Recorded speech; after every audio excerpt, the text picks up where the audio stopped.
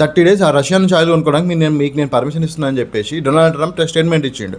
అదేంది Donald Trump permission ఇవ్వడం మనం రెగ్యులర్ మనం బై చేస్తున్నాం కదా అంటే లేదు, చిన్న మెలకు ఉంది. ఏంటంటే మనం వాళ్ళు చెప్పినా చెప్పకున్నా సరే మనం వాళ్ళ దగ్గర నుంచి కొంటాం. బట్ కాకపోతే వీళ్ళు ఏదో పర్మిషన్ ఇచ్చి వీళ్ళు చెప్తేనే మనం చేస్తున్నాం అన్నట్టుగా దీన్ని నేరేటివ్ వార్ఫేర్లో దీన్ని మార్చేసినారు అనమాట.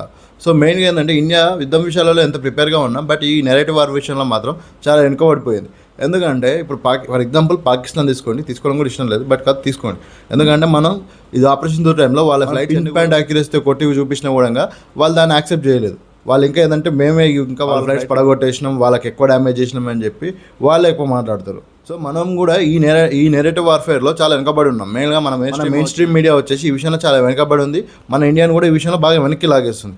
ఏదో 2 ప్రముఖ జర్నలిస్టులు తప్పితే మిగతా వాళ్ళంతా దీని విషయంలో వెనక్కి లాగేస్తున్నారు. మహాభారతంలో ఒకడు ధర్మరాజు అతడు యుద్ధం గెలవడానికి అబద్ధం చెప్పాల్సి వచ్చింది. అదే అశ్వత్థమాతః కుంజరః అని. సో ఈ విషయాన్ని గుర్తుపెట్టుకొని మనం యుద్ధం గెలవాల్సి వస్తే అబద్ధమైన సరే చెప్పి గెలవాల్సిందే. డైలీ ఇలాంటి విషయాలు జస్ట్ 1 minute తెలుసుకోవడానికి మన ఛానల్ సబ్స్క్రైబ్ చేసుకోండి అండ్ లైక్ చేయండి. Thank you.